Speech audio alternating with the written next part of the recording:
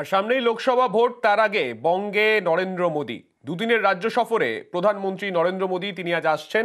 আজ আরামবাগে নরেন্দ্র মোদীর সভা, একাধিক সরকারি প্রকল্পের উদ্বোধনও যেমন থাকবে, ঠিক তার পাশাপাশি রাজনৈতিক সভাও থাকবে সেখানে। একই সঙ্গে দুই সভা, একদিকে রাজনৈতিক সভা, অন্যদিকে প্রশাসনিক সভা, দুই সভাই করবেন আরামবাগে নরেন্দ্র মোদী। পাশাপাশি আজকে আরামবাগের মতো কালকে কৃষ্ণনগরেও প্রধানমন্ত্রীর সভা রয়েছে। মার্চের প্রথম সপ্তাহে আমরা জানি প্রধানমন্ত্রীর একদিকে এই প্রথম দফার এই বঙ্গ সফরে দুদিন তিনি থাকছেন, পাশাপাশি এরপরে ফের আরো একবার তিনি আসবেন বঙ্গে।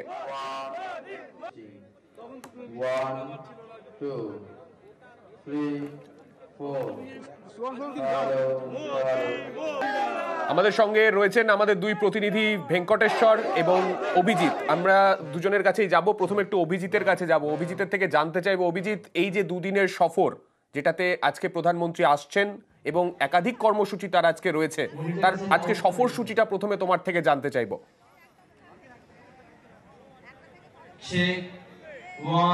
সার্নিক, প্রধানমন্ত্রী নরেন্দ্র মোদী আজকে ঠিক 2:55 এই আরামবাগ কালীপুর মাঠের যে হেলিপ্যাড গ্রাউন্ড, আমার ঠিক ডান দিকে দেখতে পাচ্ছ যে ওখানে হেলিপ্যাড গ্রাউন্ড হয়েছে এবং এই হেলিপ্যাড গ্রাউন্ডে নামবেন এবং সেখান থেকে ঠিক 3টের সময় এই যে সাদা মঞ্চ করা হয়েছে, সাদা যে একটা মঞ্চ করা হয়েছে, সেই সাদা মঞ্চ, সেখানে সরকারি অনুষ্ঠান হবে এবং সেখানে একাধিক প্রকল্পের উদ্বোধন করবেন এবং ভিত্তিপ্রস্তর স্থাপন করবেন।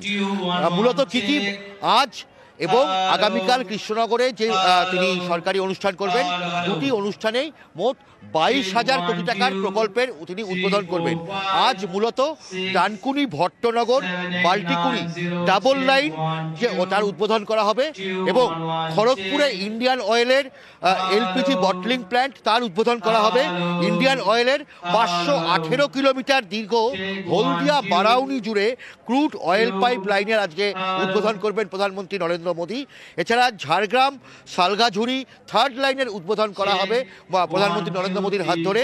এছাড়া তিনি ভিত্তিপ্রস্তর স্থাপন করবেন শ্যামাপ্রসাদ মুখোপাধ্যায়, কলকাতার শ্যামাপ্রসাদ মুখোপাধ্যায় যে পোর্ট অর্থাৎ বন্দরের কলকাতার ডক সিস্টেমের 8 নম্বর বার্থের নবনির্মাণ এবং 7 এবং 8 নম্বর বার্থের মেকানাইজেশন, অর্থাৎ নানাবিধ সরকারি প্রকল্পের তিনি উদ্বোধন এবং ভিত্তিপ্রস্তর স্থাপন করবেন।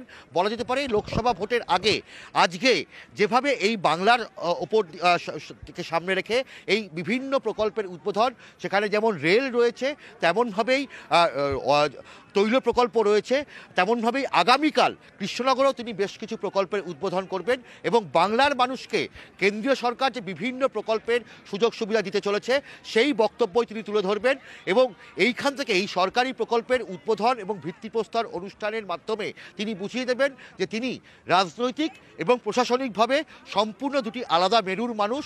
প্রশাসনিকভাবে তিনি যে সবার জন্য প্রধানমন্ত্রী হিসাবে তিনি কোনো রাজনৈতিক দলের নয়, তিনি সবার, সেই বার্তাটাই তিনি দিতে চাইছেন।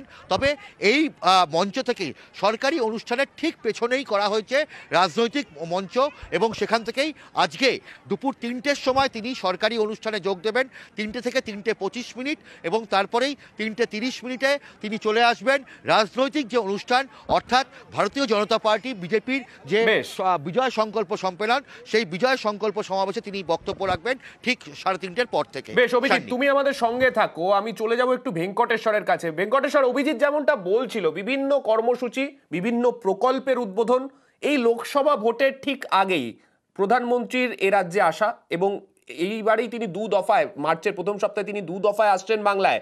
সেইখানে দাঁড়িয়ে 2 দফায় তিনি বাংলায় এসে একাধিক প্রকল্পের উদ্বোধন করছেন।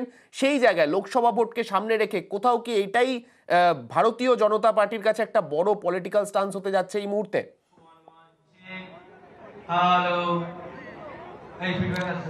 একদমই এবং 2024-এর যে লোকসভা নির্বাচন, সেই নির্বাচনকে একেবারে পাখির চোখ করেই বঙ্গ বিজেপি তারা কিন্তু কোমর বেঁধেছে। তুমি জানো যে এর আগেই বঙ্গ সফরে এসে কেন্দ্রীয় স্বরাষ্ট্রমন্ত্রী অমিত শাহ তিনি এ রাজ্য থেকে 42টি যে আসন, সেই 42টি আসনের মধ্যে 35টি আসনের লক্ষ্যমাত্রা বেঁধে দিয়েছেন এবং যে 35টি আসনের লক্ষ্যমাত্রায় কিন্তু বিজেপির যে তালিকা, সেই তালিকায় এই আরামবাগ লোকসভা কেন্দ্র রয়েছে। আর সেই আরামবাগ থেকেই আজকে একেবারে রাজনৈতিক জনসভা সভা করতে চলেছেন প্রধানমন্ত্রী।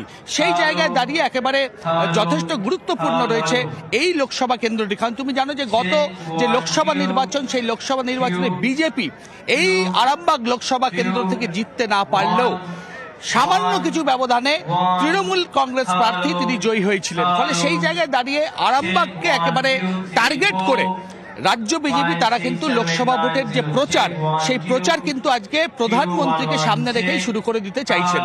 এবং যে 35টি, তুমি জানো যে এর আগে তুমি যেটা বললে, আমরা বিজেপি সূত্রে যেটা জানতে পারছি যে লোকসভা নির্বাচনের আগে এ রাজ্যে প্রধানমন্ত্রী মোট 12টি রাজনৈতিক সভা করবেন। একেবারে লোকসভা কেন্দ্র ধরে ধরে তিনি 12টি রাজনৈতিক জনসভা করবেন। যে জনসভার আজ থেকে সেই আরামবাগ দিয়েই সূচনা করা হচ্ছে। এবং প্রধানমন্ত্রী আজকে যেমন আরামবাগে তিনি জনসভায় অংশ নেবেন, সরকারি প্রকল্পে বিভিন্ন শিলান্যাস উদ্বোধন করবেন। আগামীকাল কৃষ্ণনগরেও সেখানেও একই একেবারে জোড়া কর্মসূচি রাখছে। প্রথমে সরকারি প্রকল্পের উদ্বোধন এবং তারপর রাজনৈতিক সমাবেশ। অর্থাৎ প্রধানমন্ত্রীকে সামনে রেখে রাজ্য বিজেপি তারা কিন্তু আজ থেকেই একেবারে রাজনৈতিক যে তাদের যে প্রচারের যে, তোমাকে বলি যে আজকে তার দুটি সভা, একটি রাজনৈতিক, একটি প্রশাসনিক সভা থেকে তিনি বেশ কিছু প্রকল্পের উদ্বোধন করছেন, রাজনৈতিক সভা থেকে তিনি সেইগুলোকে নিয়ে সুর চড়িয়ে তৃণমূলের বিরুদ্ধে হয়তো কিছুটা হলেও হুঙ্কার দেবেন, কিছুটা সেটা আশা করা যায়। কিন্তু আমরা দেখেছি শেষ কিছু মাসে তৃণমূল বারংবার কেন্দ্রীয় বঞ্চনাকে এই লোকসভা নির্বাচনের আগে অন্তত একটা বড় ইস্যু হিসেবে সামনে রেখেছে। সেক্ষেত্রে দাঁড়িয়ে প্রধানমন্ত্রীর তরফে কি কোনো বার্তা আজকে ভারতীয় জনতা পার্টির যারা কর্মী সমর্থক রয়েছেন তারা আশা করছেন সেখানে?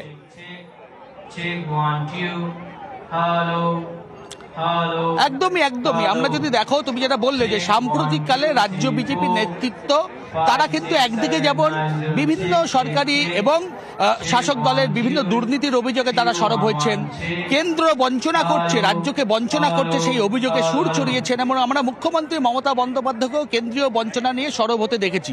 সেই জায়গায় দাঁড়িয়ে কেন্দ্র তারা যে রাজ্যকে বঞ্চনা করছে না, সেই বিষয়টা কিন্তু বারবারই এ রাজ্যের নেতৃত্ব তারা দাবি করে আসছেন। এবং সেই জায়গায় দাঁড়িয়ে প্রধানমন্ত্রী যখন রাজনৈতিক জনসভা করবেন আরামবাগে, তার ঠিক আগেই আজকে এই যে আরামবাগ সেই যে সরকারি মঞ্চ, সেখান থেকে 22,000 কোটি টাকার দিদি বিভিন্ন প্রকল্পের উদ্বোধন এবং শিলান্যাস করবেন। অর্থাৎ কেন্দ্রের পক্ষ থেকে আজকে প্রধানমন্ত্রীর মাধ্যমে এই যে কর্মসূচি, তা থেকেই কিন্তু একটা রাজনৈতিক একটা বার্তা দেওয়া হচ্ছে যে কেন্দ্র কিন্তু রাজ্যকে বঞ্চনা করছে না। সেই বার্তা দেবেন এখন প্রধানমন্ত্রী। তার যে রাজনৈতিক সমাবেশ, একেবারে এই হচ্ছে মূল মঞ্চ, তুমি দেখতে পাচ্ছ এই হচ্ছে মূল মঞ্চ। সেই মঞ্চ ইতিমধ্যেই প্রস্তুত হয়ে গিয়েছে।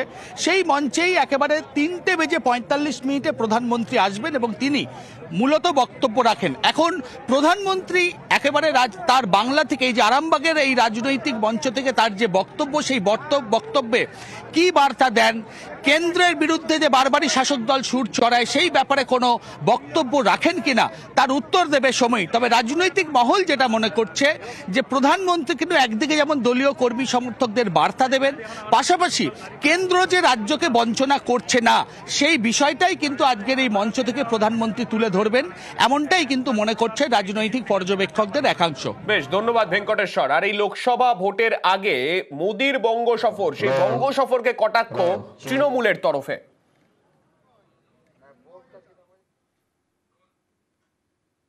2021 সালের বিধানসভা নির্বাচনের মতো সম্ভবত আবার 2024-এর লোকসভা নির্বাচনকে কেন্দ্র করে তিনি ডেলি প্যাসেঞ্জারি শুরু করবেন। বাংলার মানুষ প্রধানমন্ত্রীর কাছে জানতে চায় যে প্রায় 70 লক্ষ মানুষ যারা 100 দিনের কাজ করে 2 বছর ধরে টাকা পায়নি, তাদের কেন টাকা দিচ্ছেন না?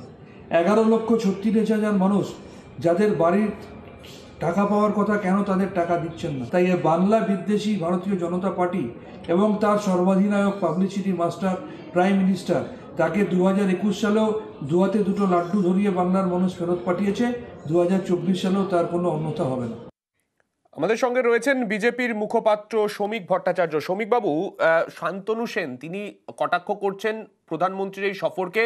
তিনি বলছেন এই ডেলি প্যাসেঞ্জারি করেও কোনো লাভ হবে না 21 সালের মতো, এবং পাশাপাশি সেই কেন্দ্রীয় বঞ্চনা যেটা তৃণমূলের শেষ কয়েক মাসে একদম এই নির্বাচনের আগে অত্যন্ত গুরুত্বপূর্ণ ইস্যু হিসেবে তৃণমূল তুলে এনেছে, সেই ইস্যুটাকেই আরো একবার তারা সামনে আনছে। কি বলবেন?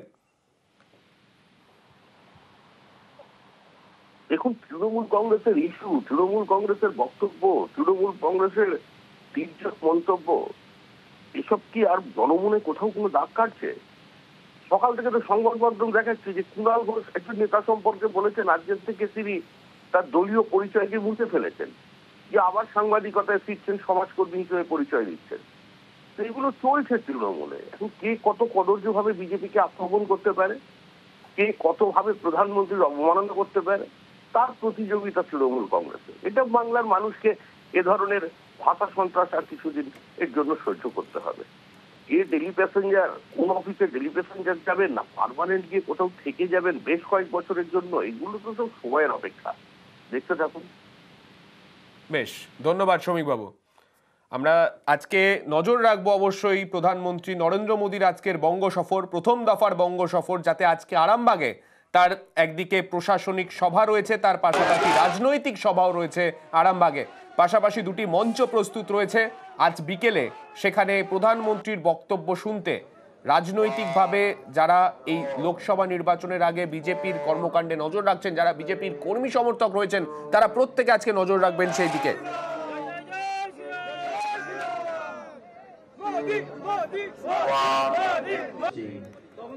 One, two, three.